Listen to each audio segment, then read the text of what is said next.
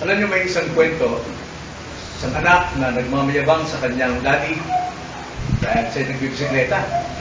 At bawat karangkada niya, pagligo niya, lagi niya sinasabi, Daddy, Daddy, tingnan niyo ako, galing ko lumigo ng bisikleta. Talagang nagpapasikat siya. Ang hangad niya, siya ay sa kayunan at makuha niya ang approval ng kanyang daddy. Alam niyo, ganyan din tayo Naghanap tayo ng approval sa mga tao. Naghanap tayo na tayo isang ayunan sa ating mga ginagawa. At tayo yung mga dilikhang nagsusumikap ng pagsang-ayon ng mga tao. Sa ating mga kaibigan, gusto natin tayo sinasang-ayunan, inaaprubahan.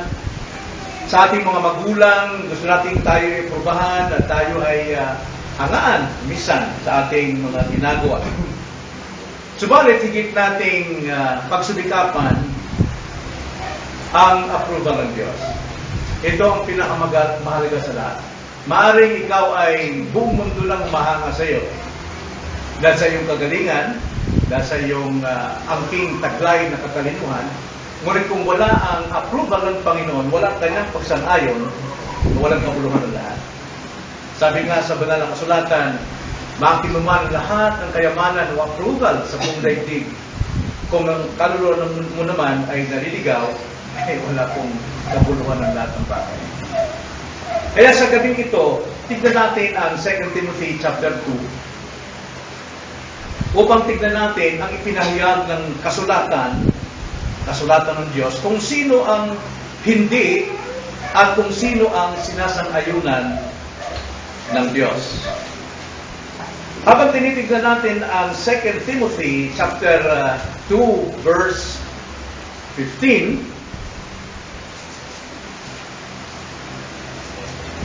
sa talatang ito, tinuturuan tayo kung kanino tayo dapat pumani sa dalawang magkaibang ito, magkasalunga, upang tayo din naman ay makatanggap ng approval ng Panginoon o ng kanyang pagsang-ayon. Basahin natin ang 2 Timothy chapter 2 verse 15. Ganito ang sabi: pagsikapan mong humarap na subok sa Diyos, manggagawang walang anumang dapat ikahiya, na gumagamit ng wasto sa salita ng katotohanan. Tayo'y manalangin. Opo, Panginoon, hindi lingid sa inyo ang lahat ng aming ginagawa, lahat ng aspeto ng aming buhay, sa relasyon man, sa pananalapi man, sa katalinuhan. Ay nakikita po ninyo ang aming mga puso. At hangad namin, O Diyos, na sa pamamagitan ng iyong salita ngayong gabi, ay makuha namin ang iyong pong pagsang-ayon, ang iyong pong approval sa aming pong buhay. Hindi lamang po sa daan ng paglilingkod bilang inyong mga tao, kundi sa aming pong mga personal na buhay. Na sa bawat ginagawa namin, kayo po, Panginoon, ay sumasang-ayon. Kaya tulungan nyo kami, turuan nyo kami, at tignan makita namin ang pagkakaiba ng dalawang tao na hindi nyo kinaluludan o sinasang-ayunan at ang taong inyong sinasang-ayunan. Nawa matuto kaming pumili at lumipat at magbago upang dumako at kami ay sumang-ayon, pumanig sa isang taong inyo pong sinasang-ayunan. Ito, aming dalangin sa pangalan ng Panginoon Jesus. Amen. Now, anong pagkakaiba at sino ang dalawang ipinapahayag ng talatang ito na ating binasa na dapat o karapat-dapat sa approval ng Panginoon? Una, tignan muna natin ang hindi aprobado ng Diyos. Sapagkat ang sabi rito sa ating talata, pagsikapan mong humarap na subok sa Diyos. Bakit po mayroong pagsisikap? Sapagkat kadalasan po, yung pong pagharap na hindi karapat-dapat sa Diyos, hindi na pinagsisikapan. Yun ay likas sa tao na gumagawa Bagamat alam nila na hindi ito sang-ayon sa Diyos, ginagawa pa rin nila. Kaya nga, bilang mga tao ng Diyos, pag sumikapan natin na tayo humarap sa Diyos. Kaya tingnan natin una ang hindi aprobado ng Diyos. Ang hindi aprobado ng Diyos ay yung mga taong nagsasabing sila ay mga sinless, walang kasalanan, at sila ay mga perpektong mga tao sa kanilang ginagawa. Dahil kung dito tayo pumanig sa ganitong mga tao na wala silang sinasabi wala silang kasalanan at wala silang ginagawa at sila ay perfection naman sa kanilang buhay, alam nyo, wala pong maaprobahang tao sa mundong ito. Dahil wala pong sinless sa atin. Wala pong hindi nagkakasala. Sapagkat sinasabi sa banal na kasulatan, sa Romans 3, verse 9 hanggang 10, ganito ang sabi. Ano ngayon? Tayo bang mga Hudyo ay nakakalamang? Now, si Pablo rito ay nagsasalita bilang isang Hudyo. Ang Hudyo po talaga ay nakakalamang sa mga hintil. Sapagkat ang Hudyo, nasa kanilang banal na kasulatan, nasa kanilang totoong Diyos, nasa kanilang mga propeta, nasa kanila ang pagpapala ng Diyos. Pero pagdating sa kasalanan, ganito ang sabi ni Pablo, ano ngayon? Tayo bang mga Hudyo ay nakalalamang? Hindi. Kahit na sa anong paraan, sapagkat amin ang napatunayan ng lahat ng tao, maging mga Hudyo at mga Griego, ay nasa ilalim ng kapangyarihan ng kasalanan. Pantay-pantay lahat. Gaya ng nasusulat, walang matuwid, wala ay isa. Kaya, kung sinasabi ng tao na siya ay aprobado ng Diyos, sinasang-ayunan siya ng Diyos sa kanyang mga ginagawa dahil wala naman siyang masamang ginagawa, wala pong maaprubahan kung ganyan pong paniniwala ng tao.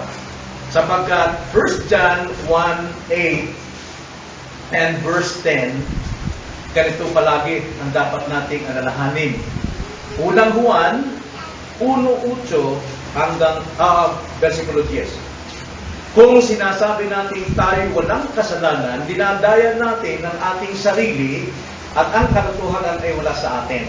Bagamat sabihin natin tayo ay nasa totoo dahil tayo makatwiran o tayo sa panig ng marami nagsasabing totoo sila, pero kung sinasabing wala tayong kasalanan, dinadayan natin ang ating sarili at wala talaga sa atin ang katotohanan.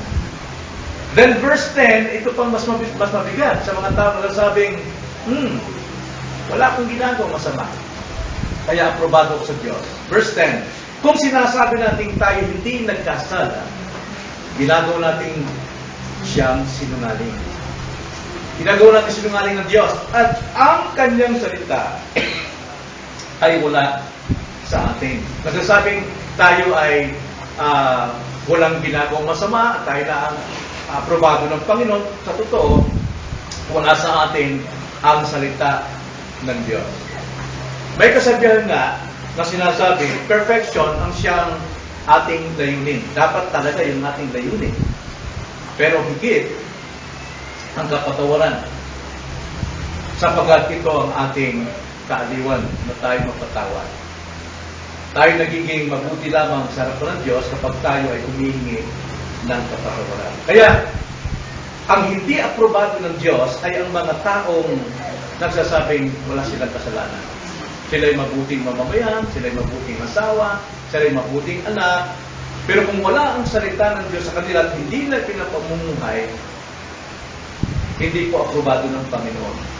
So ang mga taong ito, makikita natin ang kanilang ugali, sila yung pumupuri sa kanilang sarili. Yung mga taong ito. Dapat hindi tayo pumapanig sa ganitong klase ng tao sapagkat hindi ito aprobado ng Diyos. Sapagkat ang ganitong mga tao ay nagpupuri ng kanilang sarili. Tingnan niyo sabi sa 2 Corinthians 10:18. 2 Corinthians chapter 10 verse 18. Ganito ang sabi ng banal na kasulatan sa mga taong nagpupuri ng kanilang sarili, nagtataas ng kanilang sariling pangko. Sapagkat hindi ang pumupuri sa kanyang sarili ang tinatanggap, kundi siya na pinupuri ng Panginoon. Nakita natin? Hindi katanggap-tanggap dapat sa mga tao at higit sa Diyos, sa mga taong nagpupuri ng kanilang sarili, nagbubuhat ng kanilang sarili bangka, kundi ang katanggap-tanggap, yung Panginoon ang siyang pumupuri sa Kanya. Kaya ito'y hindi aprobado ng Diyos sa ganitong mga tao. Sila kung tawagin sa Bible ay mga self-righteous. Sila ay matuwid sa kanilang mga sarili. Nagmamatwid sila sa kanilang sarili, gaya ng isang usapin doon sa Luke 18 na dalawang tao nagpunta sa templo at sila ay nanalangin. At isa ay ang Fariseo at ang isa ay makasalanan, maliningin ng buwis. Ang sabi ng Fariseo, sa tingin niya siya ay mabuting tao dahil sinusunod niya ang kautusan at siya ay nagiging halimbawa sa kanilang panahon sa mga pagkakawang gawa. Kaya ang sabi niya, O Diyos, nakatayo sa harapan ng Panginoon. Salamat na lamang at hindi ako tulad ng mga tao yan, mga magnanakaw, mga masasama, mga mandaraya. Alam niyo, Panginoon, ako po ay nag-iikapo ng lahat ng aking kinikita. Ako po ay nananalangin at ako po ay laging nagpa-fasting. Pero yung isa, hindi niya maitingin ang kanyang mukha sa Diyos. At dinadagupan ang kanyang sarili. Ang sabi niya, O Panginoon, mahabag kayo sa atin isang makasalanan. Ang konklusyon ng Panginoon, sabi sa kanyang mga alagad, sino sa akala niyo ang pinaprobahan ng Diyos? Mismo ang Panginoon ang sumagot, ang sabi niya, yung taong nagbaba ng kanyang sarili. Pumanaog siya na siya ay dinastify ng Panginoon. Kaya yung mga taong nasabi, wala mo akong kasalanan, mabait akong tao. Mga self-righteous yan. At hindi yan kinalulugdan ng Diyos. At ang Diyos ay hindi pumupuri sa Kanya. Kundi, ang pumupuri sa Kanya ay ang Kanyang sarili. Sarili ang Kanyang pinupuri. Kaya nga, dapat huwag natin silang tularan. So sa mga tweet, kapag gano'n ang ugali ng tao, nag-aalok ito ng self-commendation. No? Pinapakita niya na nag-aalok siya ng self-commendation. Mas magaling ako dyan. Matalino ako. Mas mahusay ako. Yan ang mga tao. Pero sabi ng banal na kasulatan, 2 Corinthians 10:12, ganito ang sabi sa 2 Corinthians 10:12, hindi kami nananahas na ibilang o ihambing ang aming sarili sa ilan sa mga nagmamalaki sa kanilang sarili. Subalit silang sumusukat sa kanilang sarili sa pamamagitan ng kanilang sarili at inihahambing ang kanilang sarili sa isa't isa, sila ay hindi nakakaunawa. Ang sabi dyan, kahit na siya yung pinakamatalinong tao, may pinakamataas ang pinag-aralan, pero kung ang kanyang sarili, kinokomment niya ang kanyang sarili na mas higit sa iba, ang sabi ng Panginoon dyan, sabi ng Biblia, siya yung walang unawa. Kawawa naman kung gano'n ang magiging kalagayan natin. So hindi lamang siya isang taong masabing sinless, perfect man. Ikalawa, hindi lamang siya isang self-righteous, pumupuri ng kanyang sarili, kundi siya din ay mahilig mag-aproba sa iba. Sa kanyang sariling pamantayan, sa kanyang standard, based sa kanyang sarili, ina-aprobahan niya ang mga tao. Kapag hindi niya nagustuhan, dahil hindi niya may kumpara sa kanyang sarili, hindi niya aprobahan. Pero kung na-aprobahan, ibig sabihin, nakabatay sa kanyang sarili. Kaya nga, maging sa Old Testament, ayaw ng Panginoon na tumitingin sa panlabas. Ito yung mga taong ito. Mga hindi aprobado ng Diyos, tumitingin sa panlabas.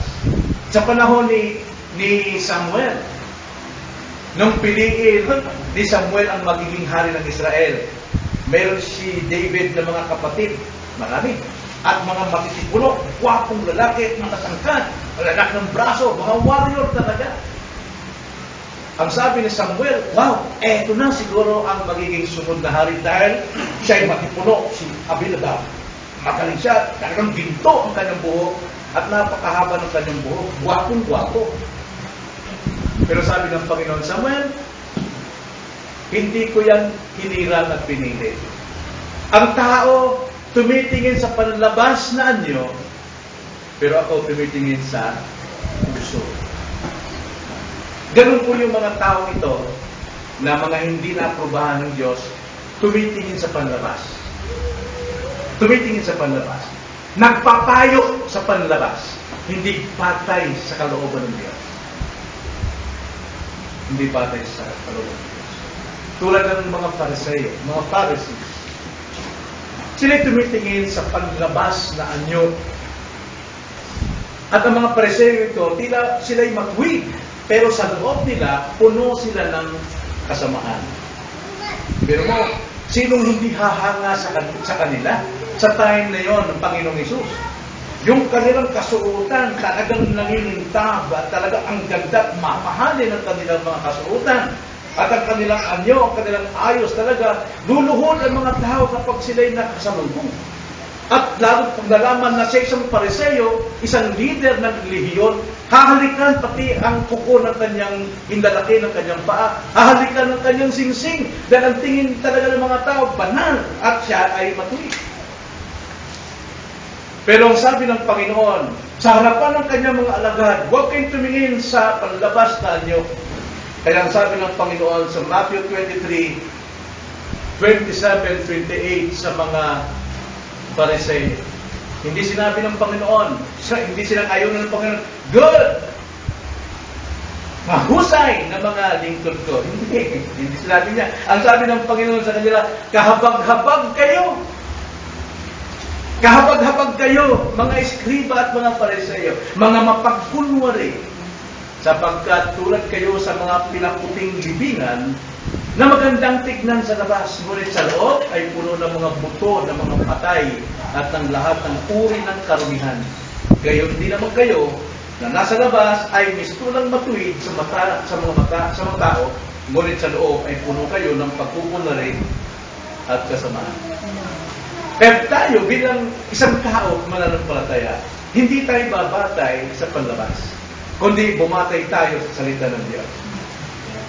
Kaya nga, mga lingkod ng Diyos, kayo mga nangangaral, nagpapayo ng salita ng Panginoon, huwag tayong magpayo sa ating kapwa sang-ayon sa takbo ng mundo, sang-ayon sa ugali ng ating bahay, kundi dapat sa salita ng Panginoon. Kaya, yun po ang ating ginagawa. Kahit ikaw ay mahusay, mabait ka, pero kung ating titignan ang ating standard, ang salita ng Diyos, makikita natin lalabas na tayo ay isang makasalanan. Kaya nga, ang ganitong klaseng ugali ay tinatawag din na man-oriented. Dapat hindi tayo maging man-oriented, kundi maging God-oriented. Dapat sa Diyos tayo lagi.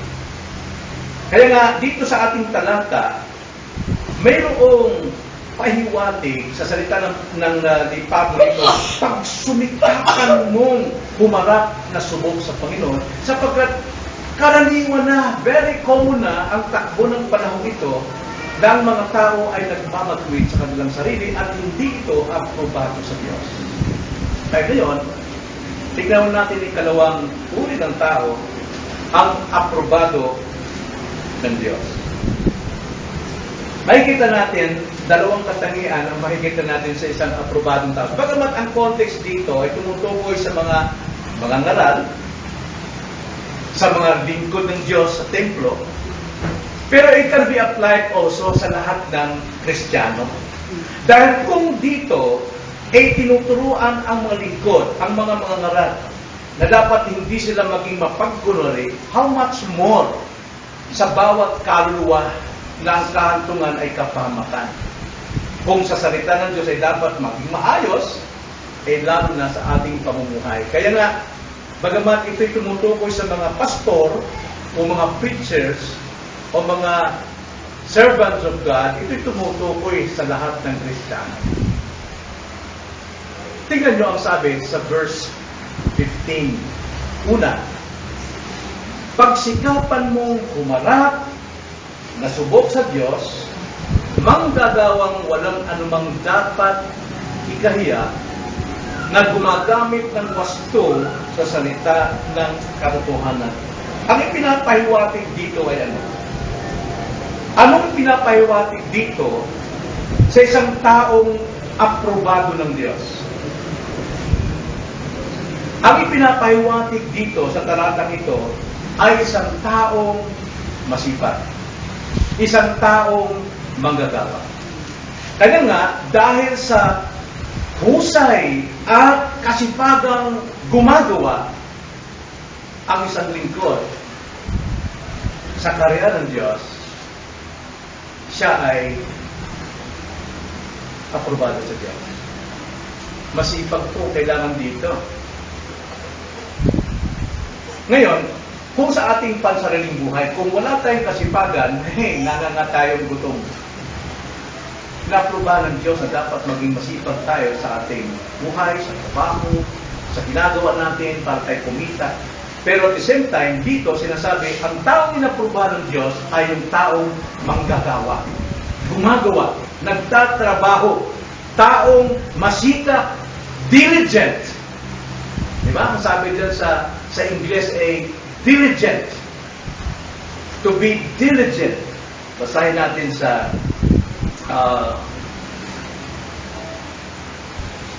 sa English. Sa NASB, ang sabi dyan, be diligent to present yourself approved to God as a workman who does not need to be ashamed and accurately handling the word of God. So, unang-una pong katangian ng isa pong taong inaaprubahan ng Diyos o sinasang-ayunan ng Diyos ay isang workman.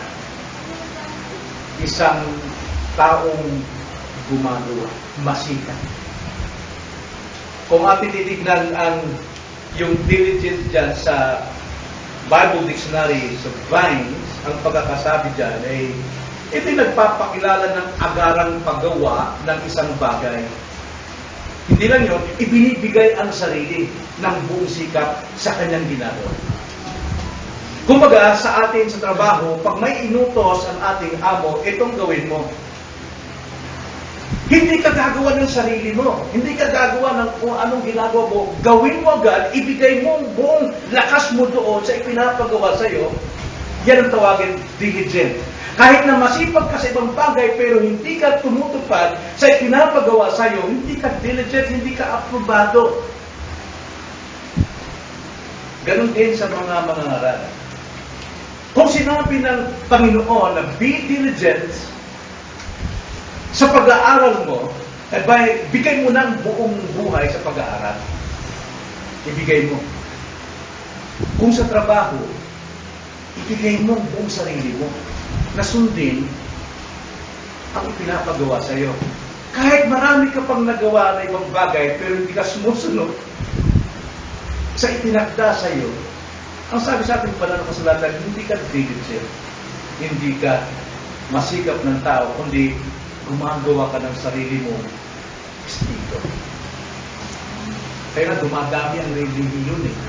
Kasi hindi na matanggap yung turo at aral ng kanilang sinasakupang iglesia. Mayroon silang sarili estilo o paraan. Kaya gumagawa sila ng kanilang sariling method. Kaya dumadami po ang naman. So, pag sinabing diligent, kabilang dito ang pagpupunyagi. Pagpupunyagi, ibig sabihin talagang pagsisikap. Pagsisikap gawin ang isang bagay na iniatas. Pagpupunyagi, ibig sabihin urgent o urgency. Mayroon tong pagmamadali at hindi nag-aaksaya ng panahon. Ayaw na maantala. Ganun ba tayo? Kapag tayo mayroong pinapagawa sa atin saka na lang muna yan. May gagawin pa ako, may sarili akong paraan Mas maganda ito Hindi yan aprobado sa Diyos. Kung sinabi mo sa mga mangaral, ikaw ang naka-assign ngayon sa sa Sunday. And then ikaw, mayroon pa akong trabaho, sa kanila muna yan. Madali na yan eh. No. Ibigay mong buhay mo doon ng buong pagpupunyagi. Halimbawa yan, tulad ng halimbawa, natuklaw ka ng isang makamandag na ahas. Anong gagawin mo? Sa kanilang muna yan. Sa kanilang muna yan. Marami pa kung gagawin. Hindi, magmamadali ka talaga. Hahanapin mong paraan. Kung maalam, sip-sipin mo yung sarili mong biti. Hindi mo pa ayaw sip-sipin. Pumunta ka sa mga to, sip-sipin mo. Sino sisip-sip dyan? Kaya magtutumakbo ka talagang pupunta sa doktor. Lahat ng paraan gagawin mo. Diligently, gagawin mo dahil nakataya ang buhay mo. Tulad kay Abraham. Nung sinabi ng Panginoon kay Abraham, Abraham, ihandog mong susunugin ang anak mong si Isaac. Anong ginawa ni Abraham? Panginoon, sa kanila muna, marami pa akong gagawin. Tsaka may paraan ako ng paghahandog, Panginoon. Hindi eh. Early in the morning, bumangon si Abraham at tinakbay niya 3 araw ang lugar na tinuro ng Panginoon. Walang sablay. Kaya nga, tinawag si Abraham a friend of God. Siya'y kaibigan ng Diyos dahil siya ay aprobado ng Diyos. Pag sinabi pong pagpupunyagi, ito yung tawagin sa Tagalog ay pagbabanat ng buto. Alam niyo yung pagbabanat ng buto? Pag sabing pagbabanat ng buto, hindi lamang yung lakas, trabaho, yung mga construction, hindi. Pag sabing pagbabanat ng buto, buong isip mo, inilalagay mo sa iyong trabaho. Kung pagmamalihaw ang trabaho mo, buong isip mo, ay talagang magmamalihaw ka. Hindi ka pa lang yan lang din, patugtog-tugtog, pa-text-text dyan. Ibigay mo buo ang iyong isipan dahil bihirang kung maksidente yung ganun. Kadalasan yung pakuyak-kuyak-koy sa, maraming driving pabili-bili ko ng Maripela, tignan mo ang galing ko. Ano nangyari? Isang pisat lang, boom! Disgrasya na naroon. Ibig sabihin, pagbabalat ng buto, ibigay mo ang iyong buhay doon mismo sa iyong tinatrabaho. Yan sinabi ni Paul sa Philippians chapter 2, verse 12. Nang sabi ni Pablo sa Philippians chapter 2, verse 12, tungkol sa buhay Kristiyano. Sabi ni Pablo, kahit wala ako, kahit hindi ako nakatingin sa inyo, ang sabi niya, kaya nga mga minamahal ko, kung paanong lagi ninyo akong sinusunod, hindi lamang sa harap ko, kundi higit ngayon na ako'y hindi ninyo kasama, ay isagawa ninyo ang inyong sariling kaligtasan. Yung salitang isagawa, pagbabanat ng buto kung sa pisikal, pero ito sa isipan. Pag isasagawa ang inyong sariling kaligtasan na may takot at panginginig. Karamihan sa atin pag walang amo, di ba? Tambay-tambay muna, kwento-kwentuhan muna, pero sinusundahan. Di ba? Hindi kaya nung isa nanonood pa ng sine, namamasyal, pero sinusundahan. Approve ba yan sa Diyos? Sabi nga sa Timothy, kung ikaw ay sundalo, huwag ito pakialaman yung mga bagay na hindi sang-ayon sa kalooban ng iyong chief commander. Be diligent. Maging tapat ka. Ilan sa atin dito ang mga nagtatrabaho. Sabihin natin Christian tayo, pero hindi nakukuha lahat ng oras mo sa trabaho. Dahil meron tayong sarili. Hindi yan approve sa Diyos. Be diligent. Maging masikap. So pag sinabi kong ito yung pagbabanat ng buto, ipinapakita sa atin yung talatang ito na nagpapatunay na dapat tayong gumawa upang aprubahan ng Diyos. Dapat tayong kumilos. Bilang Kristiyano, mamuhay tayong may kagalakan sa Panginoon. Kung pagsamba, ibigay natin ang ating buong isipan sa pagsamba. Kung prayer meeting, ibigay natin ang ating sarili sa prayer meeting. Kung family devotion, ibigay natin ang ating sarili sa family devotion. Hanapin natin na sang-ayunan tayo ng Diyos. ang kanyang approval. Kakalungkot po, marami naghahangad ng approval ng Diyos. Ngunit, kaunti ang handang magtrabaho. Kakaunti ang handang magbigay ng buhay. Sa pagsamba lang eh. Well, sa kanila mo, Sunday, hindi mamauus yung Sunday. Yan isang ugali ng mga self-centered people. Hindi na kayang bigay ang kanilang sarili sa Diyos. Hindi ko maintindihan ang mensahe. Yan din po ay isang bagay na puno ng pride sapagkat hindi niya inuunawa kung ano yung itinuturo sa Kanya. Katungkulan po natin ang magbigay ng sukat ng ating unawa. Sinabi ng Panginoon, kaya nga sabi ng Diyos, ng Panginoon, sino mang mayroong tengang pandinig? Makinig. Hindi po kasalanan ng preacher kung wala tayong naunawaan. Eh, natutulog tayo, tinatamad tayo. Eh, hindi po tama yun. Nakakalungkot, maraming nagangad ng approval ng God, but kung lang talaga nasisigan. Ang ating aim, ang ating layunin, buhay Kristiyano, buhay natin ito eh. Hindi tayo makasanlibutan. Ang makasanlibutan talagang buo rin ang kanilang isipan sa mga bagay sa mundo.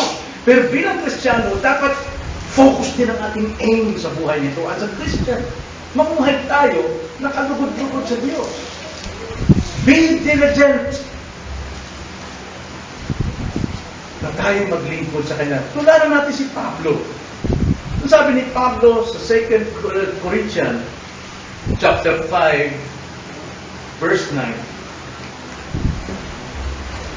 2 Corinthians chapter 5 verse 9. Pero tignan natin yung immediate context para maunawa natin sinasabi niya. Ang sabi sa verse 8, kaya't kami ay nagtitiwala at nasisiyahan na mapalayo sa katawan at mapasatahanan na kasama ng Diyos. Gusto niya raw na pumanaw na sana siya para mapasama sa Diyos. Pero sabi sa verse 8, kaya't maging nasa tahanan, ako man ay nasa kaharian ng Diyos, tahanan ng Diyos, o malayo sa tahanan, ang aming mitiin, ang aming goal, ang aming layunin, ang aming ambisyon ay ang bigyan siya ng kasiyahan. Kung Christian tayo at nangangamuhan, gawin natin ang ating trabaho na naglilingkod tayo sa Panginoon. Kasi kung hindi mo sinasabing ikay Kristiyano at ikay may trabaho, reklamo ka ng reklamo hanggang sasama ka sa mga nag-restrike. Sapagkat hindi ka naglilingkod sa Diyos, kundi naglilingkod ka sa iyong sarili. Self-centered. Diba? Kung tayo nangangamuhan sa malaking kumpanya, pwede bang masunod yung gusto natin? Eh bakit ginagawa natin ito sa maliit na kumpanya? Kung hindi pala masusunod, sundin natin ang ating amo sapagkat siya ay larawan ng pagsunod natin kay Kristo. Maglingkod tayo sa Panginoon. Kahit sino pang amo natin, ay dapat ang paglilingkod natin sa Panginoon at hindi paglilingkod ng ating sarili. Be diligent. Maging masikap tayo, kumarap sa Diyos sa lahat ng ating ginagawa. So kapag tayo ay gumagawa para masiyahan ng Panginoon sa lahat ng ating ginagawa, ito yung nag-uudyok sa atin na maging masipag, na maging masikap sa lahat ng ating trabaho. Sa ganitong aim, nagtataas tayo ng katatagan at pag-unlad sa gawain o sa ating pagiging alagad ng Panginoon. So yung una, ang taong inaaprobahan ng Diyos ay isang taong masikap. Isang taong diligent. Manggagawa talaga siya. Tulad sa mga men. Gusto nating mangaral pero wala tayong tiyaga sa pag-aaral. Nagre-reklamo agad tayo na hindi natin makuha. Be diligent. Hindi pwedeng katuwiran yun dahil kakamaran lang talaga ang problema, hindi yung salita ng Diyos. Dinikalawa din, nakatangian, may isang taong inaaprobahan ng Panginoon. Ang sabi diyan, ang sabi sa ating text, siya ay gumagamit ng wasto sa salita ng katotohanan. Yung una po, ang sabi dyan, siya ay masikap. Pagsikapan nung humarap sa nasubok sa Diyos. Ikalawa, manggagawang walang anumang dapat ikaya na gumagamit ng wasto sa salita ng katotohanan. Nakita sa mga preacher, sa mga ngaral, dapat tama yung salita, hindi yung anong isip mo ang ibibigay mo sa salita. Ganon din sa ating mga buhay Kristiyano. Kung tayo namumuhay, nagpagrelasyon tayo, kung ito'y dalaga, aga kailangan gamitin natin ang salita ng Diyos. Anong salita ng Diyos? Huwag makipamato. Gamitin natin ang salita ng Diyos. Wasto bilang Kristiyano. Sinisisi natin yung mga preacher out of context. Pero yung buhay natin mismo out of context. Sa Word of God.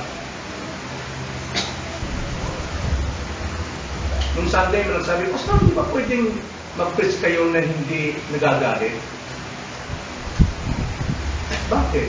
Sabi ko, hindi ako nagagalit. Pinagdidiinan ko lamang yung gusto kong ibigay sa mga kapatid dahil yun ang aking pagmamahal. Hindi pwede naman sabihin. May nagkatamang-press, mga kapatid, kung kayo may kasalanan, magsisi na kayo. Kayo po yung isa. Kung hindi kayo magsisi, alam nyo, mapupot sa inyo ang Diyos. Sino kayo naman sa akin? Sino? Maniwala sa akin. Yan, hindi ata pwede.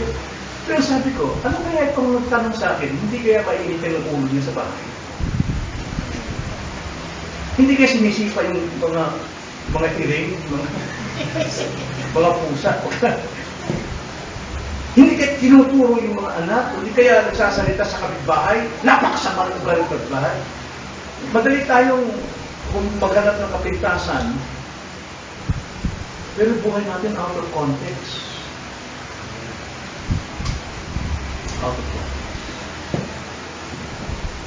Sa ibang salin, ito po'y mahalagang dapat malaman natin.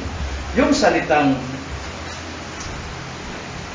gumagamit ng wasto sa salita ng katotohanan.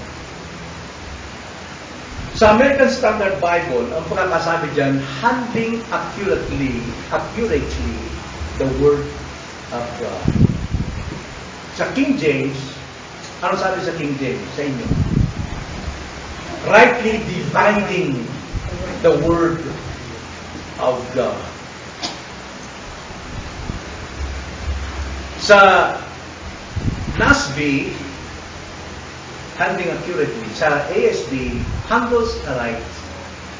Pero doon sa ESB, yung pinanggalingan ng NASB, yung American Standard, mayroong footnote sa kanyang pagbibigay ng cross-reference na ito, o meaning nito, handles aright.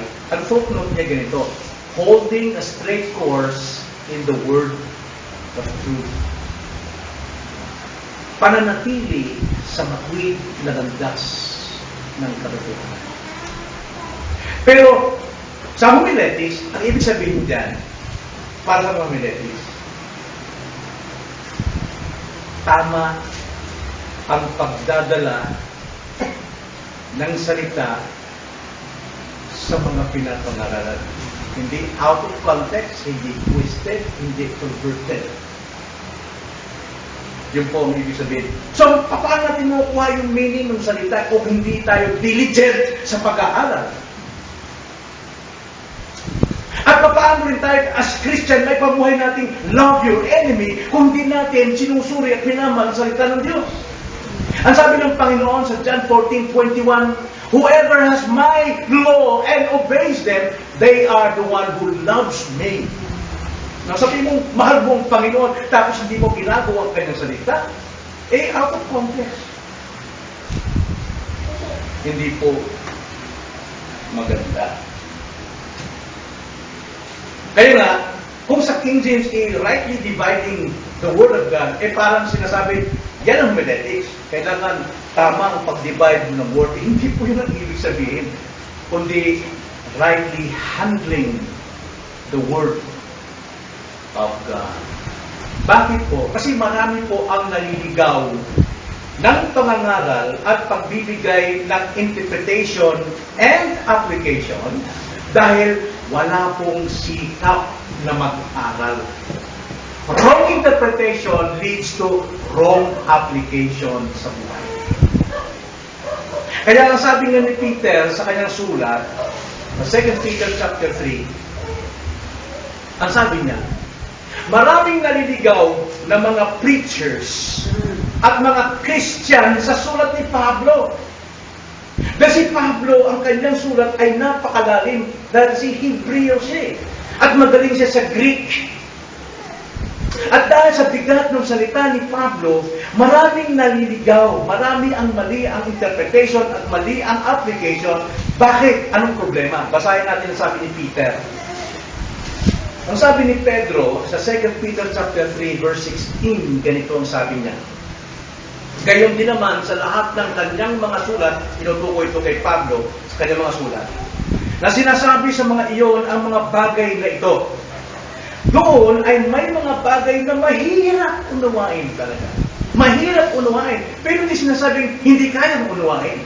Kundi mahirap. Ibig sabihin, magagawa mong unawain. Okay? Ang sabi nila, mahirap unawain na binabaluktot ng mga hindi nakakaalam. Bakit? Walang tiyaga. Walang tiyaga.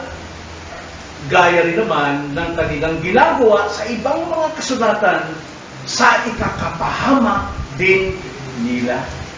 See? Marami pong nangangaral ngayon. Walang tiyagang pag-aralan ang salita ng Diyos. Kung anong pumasok sa isip, ito sigurong kahulugan. Kaya ang kanyang tinuturo, maling kahulugan, sinusunod ng mga tao patungo sa hukay. Kaya nga kung mali ang pagtuturo, pwede mong palundagin ang mga tao sa bangin at sabihin natin, papalangit kayo. At may mga nagtuturo, kapag kayo'y sinalungat ng mga tao sa inyong aral at nakapatay kayo, palangit pa rin kayo. Yun ang paniwala ni Pablo. Noong una, pumapatay sila. Dahil sa kanilang akala, naglilingkod sila sa Diyos. Pero ngayon, nagtuturo si Pablo ng katotohanan. Kaya mag-ingat kayo sa inyong mga pinapakinggang mga magagaling, mga charismatic preachers. Tama ba ang kanilang itinuturo? At mag-ingat ka rin, kung magturo ka na mali ang iyong tinuturo, ikaw ang mananagot lahat ng dugo ng iyong tinuturo. Eh, di basta-basta tumayo rito, pagiging kayo ng, Psalms 33, verse 1, ganito ang sabi ng Panginoon. Mahirap yan. Hindi pwede yan. Para mag-unawa mo, be diligent. Rightly dividing the word of God. So doon sa sinabi ni Peter, yung mga mahihirap na salita, pinipilipit, binibigyan ng ibang meaning. At sabi naman ni Pablo, ito naging problema doon sa Galatians. Na mga Galatians, totoong Kristiyano, pero nabubuhay sila sa karnal. Bakit po? Dahil may nangaral sa kanila na hindi sapat ang pagiging Kristiyano na sumampalataya ka na kay Kristo. Kailang gawin mo rin ang mga seremonyal ng Hudyo. Kaya sabi ni Pablo, mag-ingat kayo sa mga perverted teachings. Ang sabi ni Pablo sa Galatians chapter 1 verse 6. Verse 6 and 7. Ganito ang sabi ni Pablo, ako'y namamangha na napakabalis ninyong iniwan siya na tumawag sa inyo sa biyaya ni Kristo at bumaling kayo sa ibang ebanghelyo. Mayroon bang ibang ebanghelyo? Wala. There's no other gospel.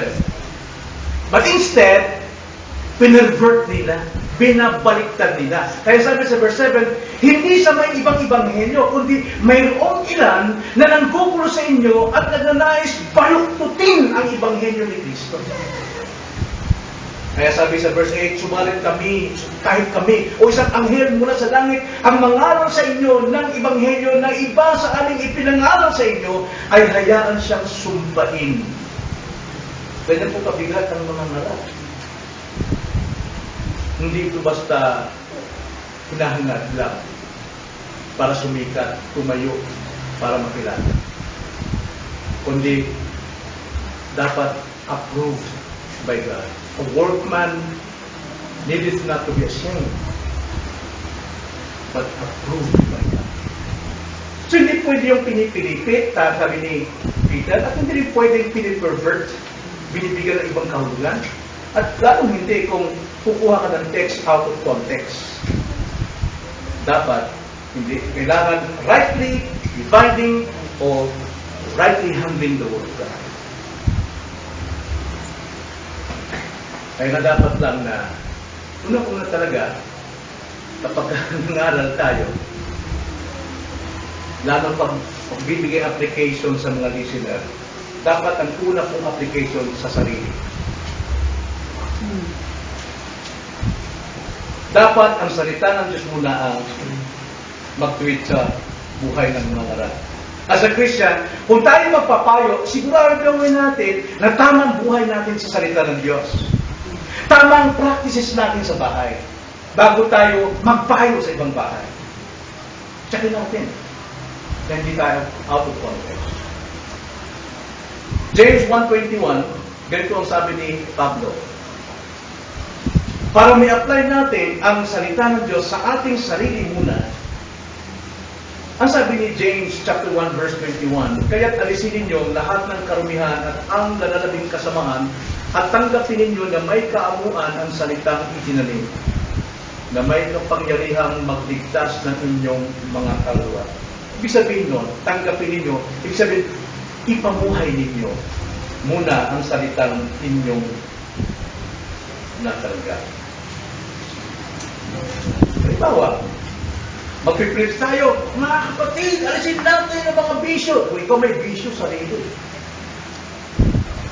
pinapahamak mo lang ang tagapakinig mo at ang inyong sarili. Hindi aprobado ng Diyos yan. Hindi aprobado. So, anong aral? Ang ating pong pagbubulay-bulayan. Ang ating paksa, bagamat ito'y nasa konteksto ng pangangaral, to be diligent, rightly dividing the word of God, ito'y dapat sa lahat ng mananampalataya. Kinakausap tayo rito. Kung tayo'y Kristiyano, ang ating kaluluwa ay may salita ng Diyos. Matanda kung sinong preacher yun, si Martin Lloyd-Jones o si Spurgeon. Na isang Kristiyano, saan man siya saksakin, lalabas hindi dugo, kundi panay word of God ang lumalabas sa kanya. Kapag siya ay nasa persecution, lalabas ang salita ng Panginoon sa kanya. Kapag siya ay hinahangaan, lumalabas ang salita ng Panginoon sa kanya. Ng Diyos ang natataas.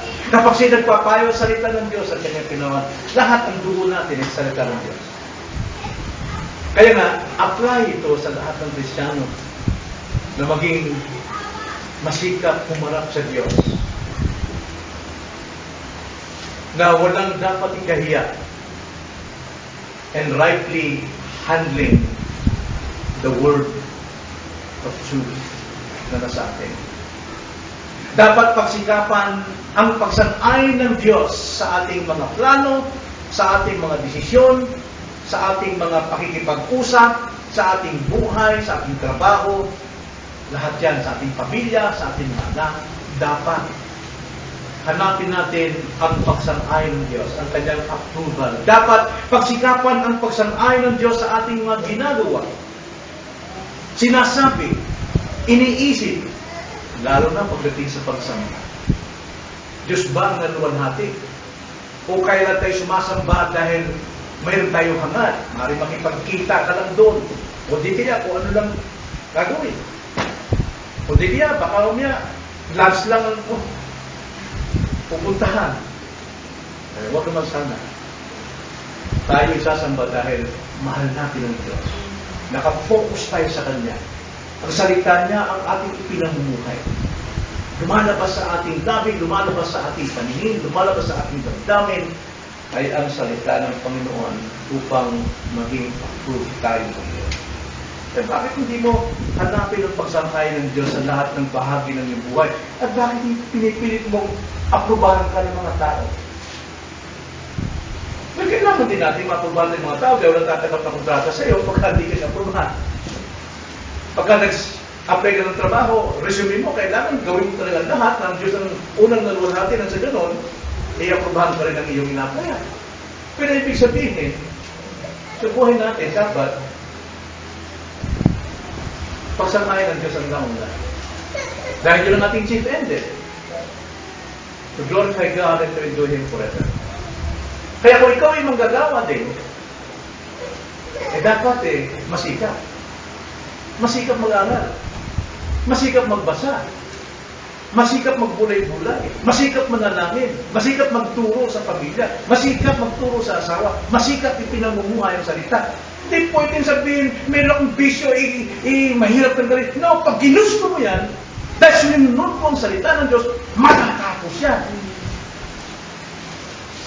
Gawin mo ang Diyos ang malugod sa buhay mo. At hindi ang sarili, alitin pa rin tayo ng ating sarili. Hindi dapat. Hanapin natin isang ayunan tayo ng Diyos sa pag-apply ng kanyang salita sa ating buhay. At kung ikaw'y wala pa kay Kristo, wala pang relasyong tama kay Kristo, na naayon sa salita ng Panginoon, sikapin mong sumayo ang approval ng Diyos. Paano? Itong kalooban ng Diyos na siya'y sumampalataya sa kanyang Sinoong si Kristo bilang kanyang Panginoon at Pagligtas at huwag siyang magtiwala sa kanyang lakas, paan, at mapagpunduan. Kundi magsikap siya na si Jesus lamang ang tagapagligtas at ang ginawa lamang ni Kristo ang siyang makapagliligtas. Dapat sikapin natin ang approval ng Diyos sa ating buhay. Tayo na lang.